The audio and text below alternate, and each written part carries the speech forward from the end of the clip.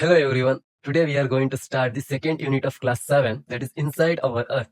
Now listen carefully. This is one of the most important lessons. So if you skip this unit, you don't understand the basics here. So you will face the difficulty later. So this chapter is likely your foundation. Now alright. Now let's look at the earth. This topmost part is called as crust. And the crust along with the uppermost solid part is called as lithosphere. And below that we have mantle and then comes to core.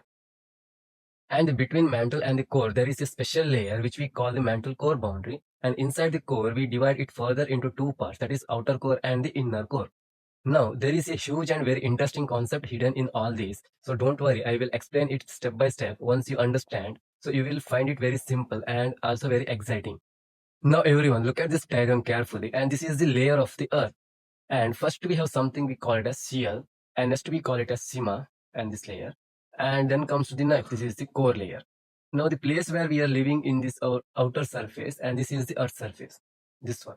From the surface to till about the 100 kilometer deep, we find only the solid part of the earth. And after that, when we go further inside, the temperature start increasing. As you already know, when temperature increases, solid parts start melting. But inside the earth, it doesn't become fully liquid. It becomes something in between. So we call that state semi-solid or semi-liquid. And this special layer is called as asthenosphere. This layer, that is upper mantle layer, is called as asthenosphere.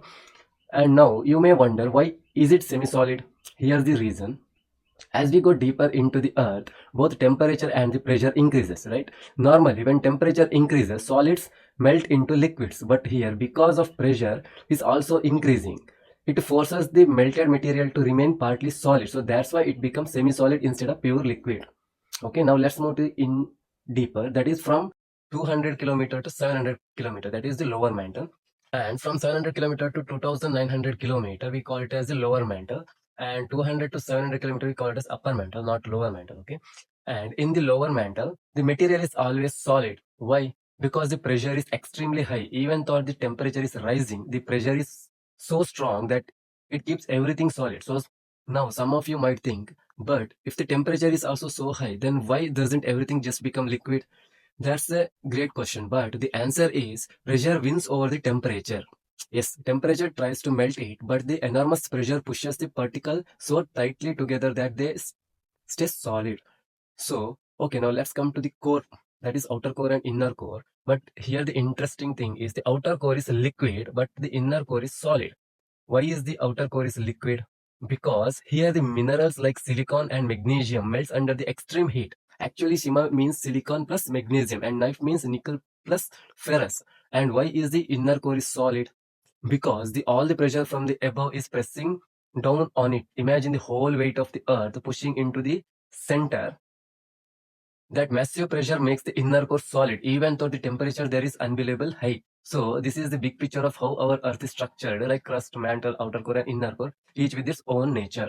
So now let's move on this image in your textbook. And as I told you earlier, the uppermost layer of the earth is called as crust. And on the continental masses, look at here, continental mass, the crust is about 35 kilometer thick. Okay, 35 kilometer thick. But on the ocean floor, it is only about 5 kilometer. Look at here, only 5 kilometer thick. This is very important because always remember this question. Many times it is asked in the exam. So it is very important. Now, look carefully at the image again. See here, continental crust is much thicker than the oceanic crust, right? That's why we say the continental crust is more than the oceanic crust. Now let's see the compositions. In the continental crust, mainly consists of silica plus alumina. We call it as Cl. And in the oceanic crust, mainly consists of silica plus magnesium. We call it as Sima. And since magnesium is heavier, the oceanic crust is denser and heavier compared to the continental crust. Now coming to the innermost layer of the earth, that is core. The radius of the core is about 3500 kilometer, and it is mainly made up of nickel and iron. We call it as knife. And okay, now keep in mind all these points along with the earlier image we discussed it. These things you should remember. Okay, in the UPSC they ask these questions, so keep it in your mind. Now let's move on about rocks and minerals. The earth crust is made up of different kinds of rocks, and there are three major types of rock, that is igneous rocks, sedimentary rocks and metamorphic rocks. Let's start with igneous rocks, that we also call them as primary rocks, and because they are formed directly from the molten material. Now, igneous rocks are two types, that is intrusive rocks and extrusive rocks. And intrusive igneous rocks are formed when molten magma cools and solidifies deep inside the earth crust. Intrusive igneous rocks are formed when molten magma cools and solidifies deep inside the earth crust, for example, granite. Okay, but extrusive igneous rocks are formed when molten magma comes out on the earth's surface and cools quickly, for example, basalt. So basalt is, for example, is what we see in the Deccan Plateau. That is granite, on the other hand, is found in the large underground formation. Now, let's move to the sedimentary rocks. So when rocks roll down or cracks and hit each other, they break into small pieces, and these are small pieces are called as sediments. Sediments are transported by winds, water, or ice and then deposited in layers. Over time, these layers harden to form sedimentary rocks. For example, sandstone, which is formed from grains of the sand. One special thing about sedimentary rocks is that they may also contain fossils, that is the remains of plants, animals, or microorganisms that once lived.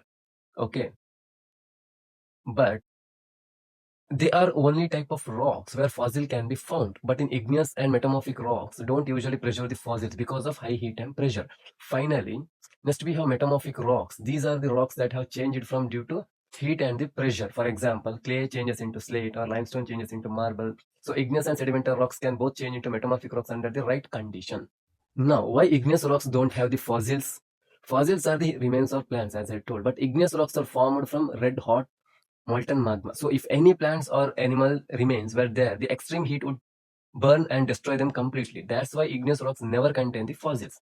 But why metamorphic rocks don't have the fossils? Metamorphic rocks are formed when other rocks are exposed to very high heat and pressure. Even if the fossils were present in the original rock, like in sedimentary rocks, they get squeezed, deformed, or destroyed during this process. So that's why metamorphic rocks also don't preserve the fossils. Okay, in short, igneous are too hot and fossils will burn away. And metamorphic is too much heat and pressure. Fossils get crushed or vanish. Only the sedimentary rocks are the gentle enough to keep fossils safe. Now the final topic, that is rock cycle. Okay, first, deep inside the earth we have the magma. When this magma comes out to a volcano and cools down, it forms the igneous rocks. Now, what happens to these igneous rocks over a time due to wind, rain, rivers, and weathering? These rocks break down into small pieces. These small pieces get deposited in layers and slowly they form sedimentary rocks. Next, when sedimentary rocks are buried deep under the earth, they face very high heat and pressure. This changes their shape and structure and they become the metamorphic rocks. Now, the last part, how do metamorphic rocks turn back into magma? If the metamorphic rocks go even deeper into the earth, the heat becomes so extreme that they melt completely. Once they melt, they again form the magma. And from magma, the whole cycle starts again. So the rock cycle is like this: magma to igneous rocks to sedimentary rocks, sedimentary to metamorphic, and back to the magma. And this is how Unit 2 ends. But before we close, please keep these key points in mind. They are very important for your exams. First one, how the first layer is formed, that is astrosphere is formed, and why there is a heat inside the earth. Because as we go deeper, both temperature and pressure increases, and also why the upper mantle is semi-solid, because temperature tries to melt it, but pressure keeps it partly solid.